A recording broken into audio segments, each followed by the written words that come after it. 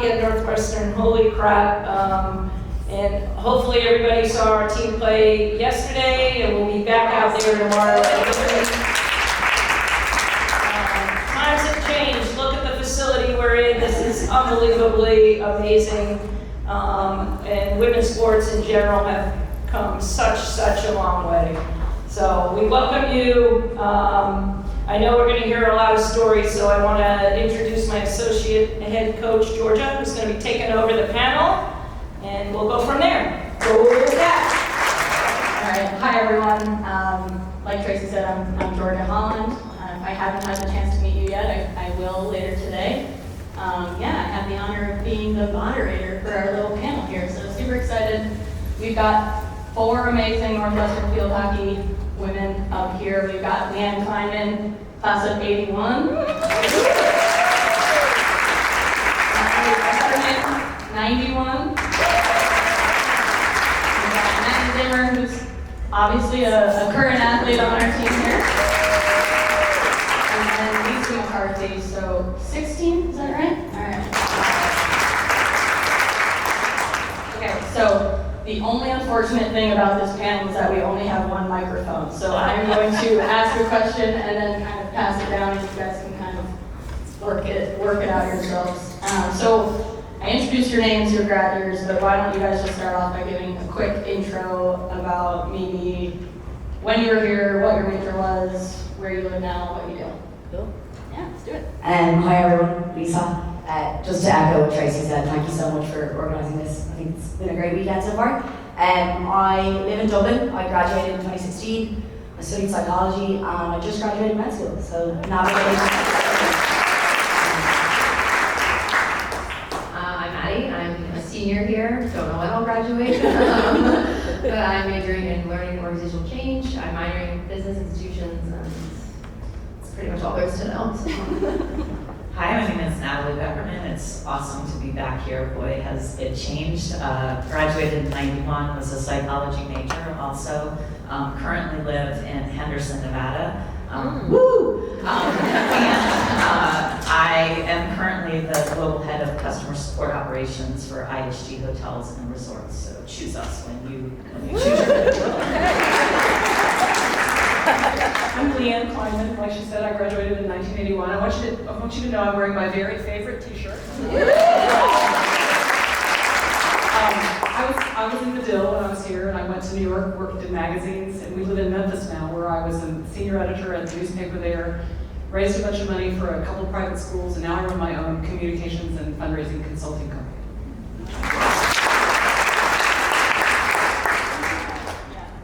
Got more mics.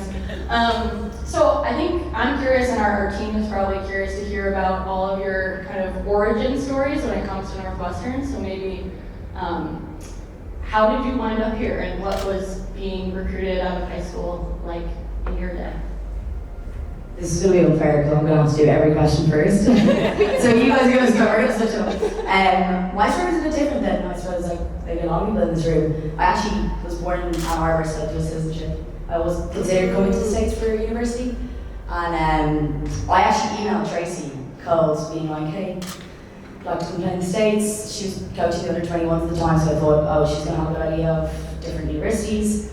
Sent me this really lovely email back, details about all these universities that I could consider coming to, and at the end, just humbly says, like, oh, by the way, I haven't done my research, but she was like, oh, by the way, I'm a coach at Northwestern.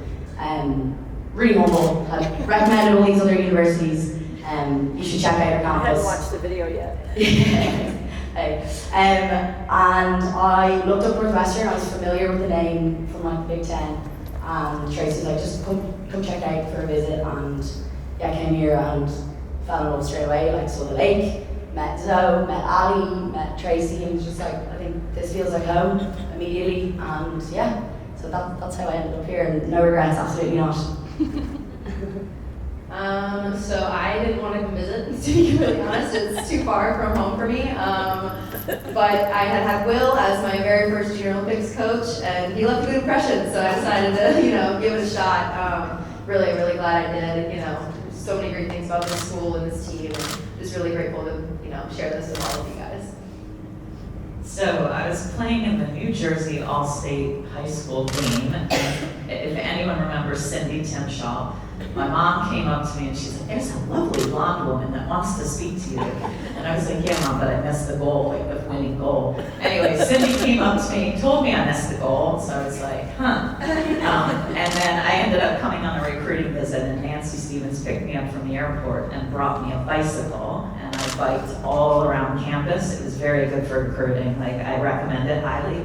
And she brought Antoinette with her, and we biked the entire campus, and I thought, how can I go anywhere else? Like, it was amazing. Okay, recruiting in the 70s and 80s was not like any bad. I started playing field hockey my freshman year of high school because I couldn't find a place on the soccer team. I loved it. I came to Northwestern and I called the athletic department and said, "Hey, I play field hockey, when are the practice starting?" And they told me, and I came, and here we are.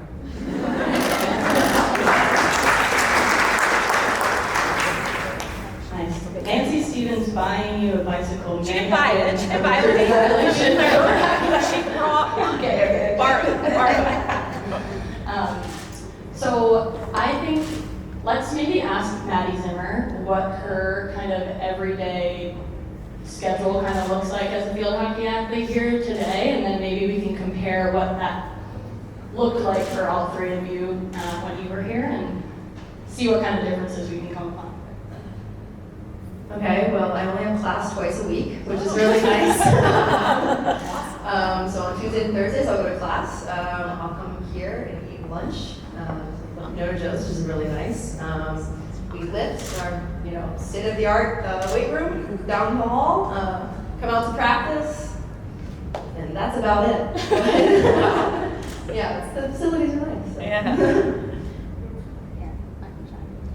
I do think, like, on top of that, it's like, you really don't leave this area or this facility other than maybe going to class. I think your class schedule maybe is the similarity that you guys may share, maybe not just Tuesday, Thursday, but our athletes are very, very fortunate that this place is a one-stop shop.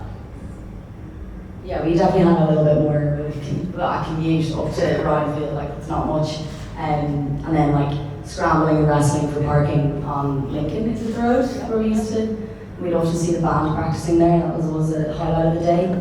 And yeah, we liked them. Wow, class 2 days a week. We had it tough. We went 5 days. We walked uphill and downhill, Okay, wow, that was pretty impressive. I just remember having to get up to the field. I remember I was exhausted after classes, probably didn't eat. And then the damn blowers. Do you remember the blowers out there? Like, you don't have that anymore. And they would be cleaning the football stadium for football. It drove me nuts. But we did have nice gray shirts with lots of holes in them because they came with pins. We didn't even get wash bags. So very jealous of your life. Yeah, the gray shirts with the holes sounds pretty familiar, actually. And Aunt asked it how to get up to Ryan Field, and somebody, I can't remember, had a car. So we would all like pile in like 9 or 10 of us in this car because it's so much better than walking. Or you had to ride your bike, and it was raining, and we didn't eat. And I think sometimes we ran together, but I don't ever recall us lifting or anything like that together. We did some of that stuff, but and especially in season, we practiced every day. But I mean, especially in the Dill, we were out. I mean, I had 8 o'clock, 3-hour laps twice a week. So I think our team would probably like the we don't lift, we never lift type of schedule. I'm curious, let's keep talking a little bit more about like field hockey. What are each of your favorite Northwestern field hockey memories from your times here?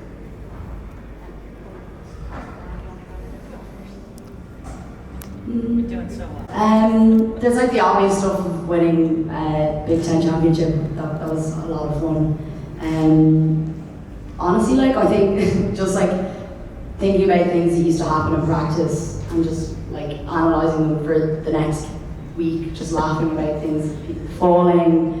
Tracy Youngs got picked up by a hawk one day. A hawk came down and kind of tried to grab Tracy. And the rabbit. Yeah, I think those things are just like those random moments of training or video where you'd be watching and you'd see someone completely out of a shot from what was going on, doing something ridiculous on the side of the pitch, and just catching people out and those sorts of things. I think those are the special things. And then, yeah, like time spent with family after games, like tailgates, that was a new concept to me, and I definitely miss them in daily life in Ireland. Yeah. I think probably the most obvious answer for me would be winning the national championship, but I think it's always the little mundane things that we do every day, karaoke on the bus, like picking what music to play in the locker room, what music to play at practice, thank you Maya. But it's just all those like little things that I think are really gonna stick with me. Cool. One of my favorite memories is we were number 2 and UNC was number 1 at the time, and we were at UNC and we beat UNC 2-1. I don't know how I managed to do this, but I ran off and got a t-shirt made. I don't know how I was allowed to escape the bus and like how that happened. I don't remember showering. I remember getting back on the bus because we wanted to get back to campus. And then another funny story, which I'll never forget, is we were at the NCAAs, and I think that was in Massachusetts, and Cindy Timshaw was getting gas in the van and did not put the van in park. And we were in the van, her lovely children, and the van kept going. Nancy and Cindy were fighting. It was like, how have you left us with like these adults? But that story has never left my head. I have others, but that one was funny. I think one of my favorite memories was beating Iowa. Oh, yeah. And everything that happened in practice, getting there, practicing, hanging out after practice, hanging out together in the dining room, you know, really just being together, which is why this weekend is so great. The hangout stuff is the best part. Okay, I would like to go in a little further detail maybe about your travel experiences when you were on the team. So you just mentioned bands, Natalie. That is a foreign concept to our team probably. You want to explain what maybe getting up to Massachusetts for NCAAs would look like back in the day? I actually don't remember how we got there. I really don't. I don't know if we flew. I don't actually remember. Did we fly? Yes. Sometimes we A lot flew. of bus rides. A lot of bus rides, a lot of vans. I remember I flew home with Iowa. So like That's bizarre. I don't remember the travel part. I don't know. I obviously vans. Do you guys know what a van is? So like we sat in the back and you pressed a button if you wanted to hear the music. But I mean, we spent a lot of time in these minivans and driven by the coaches, which is odd, as you heard. You know, very dangerous. And you know, we did have like these old kit bags with kit. I saw your kit bags. I'm very jealous. You know, your stick bags. Like, wow, those are pretty beautiful. If you want to donate to the poor, I'm happy to have.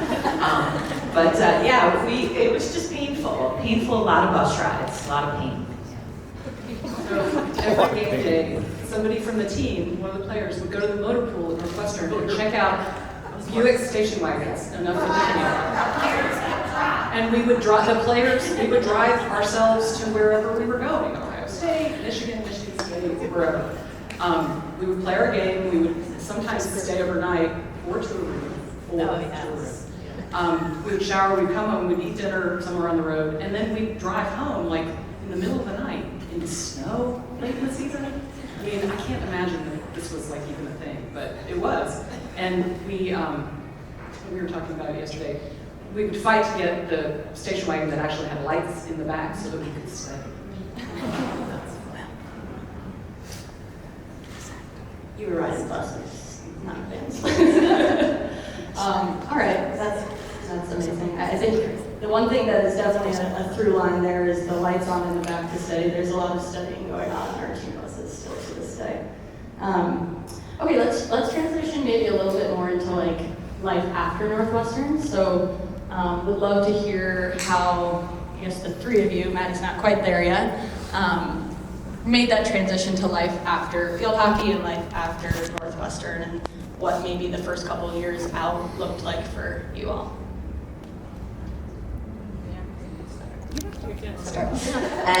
I'm very I just actually re-graduated college, so I was recently a student. I remember it being really hard finishing field hockey, and like going from having every single inch of your life scheduled, you're told what to wear, your food sorted, you're transported everywhere. So that was really strange, and that identity that comes with that. I moved to San Francisco after I graduated. I worked in tech for a few years, and then I'd always considered being a doctor, so I decided to move back to Ireland, which has been a good move. I definitely miss being in the States and everything that comes with that, but if you're ever in Ireland, like, definitely get in touch. It was very special to have Northwestern come play football in Ireland. Like, that was ridiculous for that to be on my doorstep. But yeah, life's been good, and Northwestern is a gift that keeps on giving, in my life anyway, I would say. Okay, so I left here, I wasn't sure I could give up field hockey, so I went and became assistant coach at Michigan State University for 2 years and got a master's degree, which was completely, like, I didn't use. And then I thought I need to, like, grow up and I need to, like, do something. So I went to the UK. I had an opportunity for a year contract in England, not Ireland, and went to the UK, and that's where really my life began. I stayed there 20 years, got married, lived there, worked all over Europe, worked all over EMEA, Singapore, everywhere, and worked in a whole bunch of different industries, and only repatriated back 10 years ago to California and then to outside of Vegas. So it took me a long time to kind of get like away from field hockey. It's very hard because it is your life, right? And I mean, who would want to leave this place after this, right? And getting food too. I left right after graduation and moved to New York to work in magazines. I remember I was at Medill. If you've seen the movie The Devil Wears Prada, that was me, except without the clothes. I was working at McCall, so I had like pots and pans and stuff. And I played field hockey on a club in New York, actually, and traveled around the region and played at Princeton and played upstate and stuff. And it was really, I don't think I ever really lost touch with Northwestern field hockey. I've come back every fall to see a game pretty much since I left. The people who I played with, we at least try to get to one game. I left New York, and when I got married, and my husband, who's back there, got into Kellogg, so we stayed here. I taught at Medill for a little while, and then he got transferred to Memphis, and that's where we've been ever since. But Northwestern has never left us. He's an alum too, which also helps. And we have friends here, and it's a lifelong thing, and it's just awesome to see everybody here again. All right, let's go with that theme. So, in what ways have you guys been able to, as adults, been able to tap into the Northwestern kind of alumni network, whether it's field hockey or just the broader alumni network as a whole? Versing. Oh, okay. Never ever be shy about calling either a field hockey alum or a Northwestern alum and asking for help. I mean, you guys don't know me sitting in my kitchen crying watching you win your national championship. I'm not kidding. We're so proud of you, and we're happy to help you do whatever you want to do, and we're everywhere, so don't be shy. And I think that that's sort of the thing I would say. I haven't ever lost my Northwestern friends. It's helpful to be married to a Northwestern alum. And our best friends live on Hinman, just south of campus, so we come back a lot. But it's an ongoing thing, and I did a thing a few years ago with Christine Brennan, helping female athletes learn how to sort of think about jobs and your next phase. And it's a difficult thing when you've had everything scheduled and you know what you're trying to do and your goals are really clear, and suddenly you have to set your own goals and figure it out yourself. So there's always that help for you. Just don't be shy to ask. Very cool. I mean, I lose touch with some of my teammates, then get back in touch. We've had, thanks to Tammy, several watch parties watching you guys. Amazing. Which is awesome. I mean, we finished third, and there's a story behind that, which you could hear later, sign up later. We should have finished second, but I'm still going through therapy.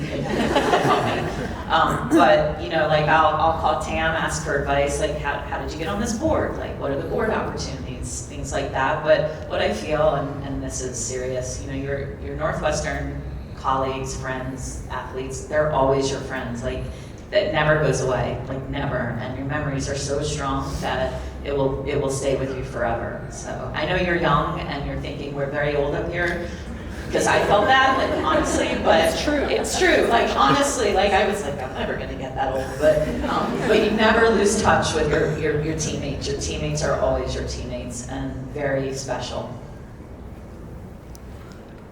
I was just going to say that I think like you forget that when you graduate, you obviously are phenomenal athletes, but you graduate with people who are going to go on to like win Nobel Prizes. Like you're graduating from a university that you don't even realize the amazing things that the people that you're rubbing shoulders with are going to go on to do. And I think as you like get up through your career and you go through life, and particularly in times of transition, like when you're making a career change, you'll find people that actually they're doing what you've done, or they're in an area that you'd like to get into, and you can just have a conversation with them. Like I reconnected with someone who trained at Northwestern Medicine, ended up helping out at a conference that they were working at just because I was able to see on their profile on LinkedIn that they went to Northwestern, and it was just such an easy way to reach out.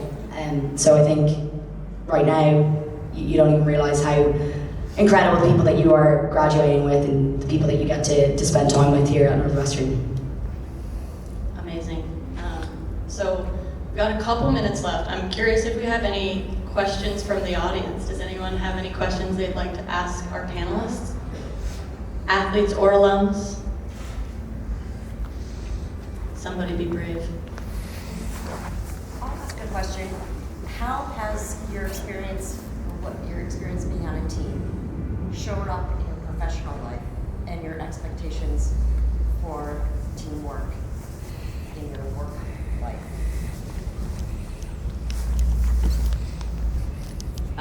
Great question, Erin. And actually, I forgot to say, I actually brought Erin into a couple businesses to run some workshops for my team. But I lead really big global operations teams, and we are a team. Even though I have team members in China and Mexico and the Philippines, you have to be a team. And I'm the leader, and which I know, horrifying, right? But you know.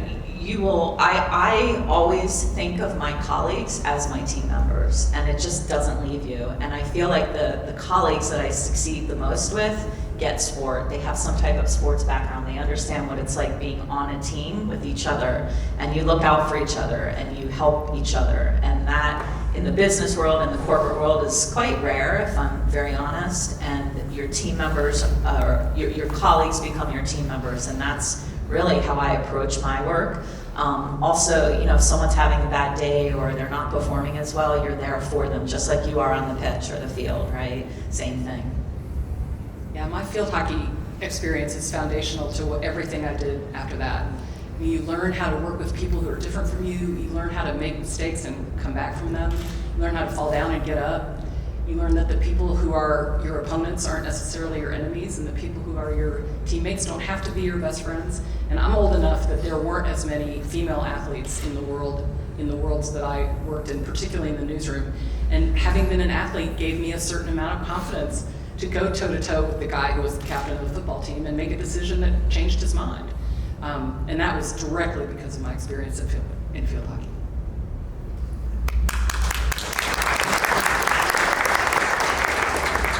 I was just going to say that I think you also, when you're on a team, you realise like the value of a bit of fun, and like how even in the like grimmest of workouts or whatever you're going through, that like the person who can like find a little bit of fun in it, or it's like that's so valuable. And I think when you're in team environments in work at some point, if you can find something to laugh about, that just further strengthens your like bond, and like the next time you're coming around and you're in that grim moment again, you kind of remember those like moments. And I think when you play team sport, like that's what you do. You find things to laugh about when things are maybe a little bit more challenging.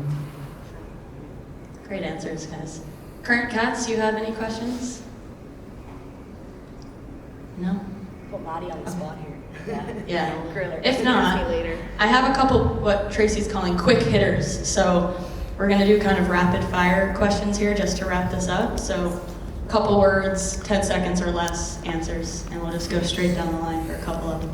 So first one is, what opposing team did you consider your biggest rival back in the day? Iowa, Michigan, I'd say. Michigan, but probably UNC lately. Iowa.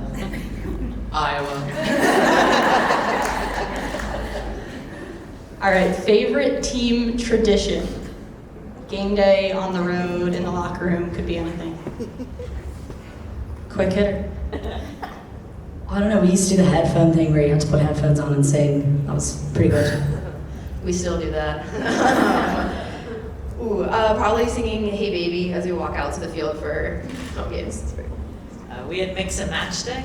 I don't actually remember a whole lot of this, but we used to use our sticks to go fight win cats until one of my teammates popped me in the mouth and knocked my tooth out. So we stopped doing that. Okay, let's go. Team's favorite pump-up song, or band, or type of music. It's embarrassing.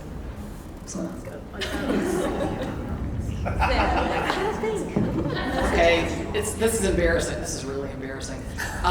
I actually have a scrapbook of my freshman and sophomore year of field hockey, and I looked at it the other day, and Sean Cassidy. What were we thinking about? But we also got a lot of coverage from the Daily Northwestern, and that was, I don't know, that was our favorite song. I would not admit Sean Cassidy. I don't remember our. That's my answer. We play a lot of "Pump It Up." I don't know, whatever Maya and Liv are in the mood for, which is normally pretty good. So we'll let them keep at it. I can't believe you didn't say Taylor Swift. Well, that's personal. All right, last one. What do you miss most? I guess, Maddie, you're still in it, but what do you miss most about college life? I'd say like just the time that you have. Like I know you don't feel like you have time, but the time that you have to get to spend with your good friends, like that's just, yeah, hanging out, that's what I miss definitely. For me, probably being as fit as you guys are today. That would be kind of nice, and not having backache and pains. But working together to achieve a goal, right, and to be together on the field, doing that and working hard and getting there. And also, great point on the laughter. How much fun we had. We had so much fun. Sue and I were like literally crying in the stands yesterday, remembering some of the things that like we were really crying that happened. So I just miss the time here. I'd rather be here than working. Yeah, my teammates. Yeah, I really miss hanging out with them and getting to know them and being part of their lives outside of field hockey. It's a remarkable privilege to have had that. All right, I think that wraps it up. Let's give a huge round of applause for it. Thank you guys so much for coming. All right, thank you guys. Certainly some great stories. I'm sure more that couldn't be on a mic will be shared during the football game. But what a great history, guys. The history of Northwestern field hockey, 19 NCAA. All right, let's squeeze together here. Yeah, looking good. If you still have knees, you're in the first row.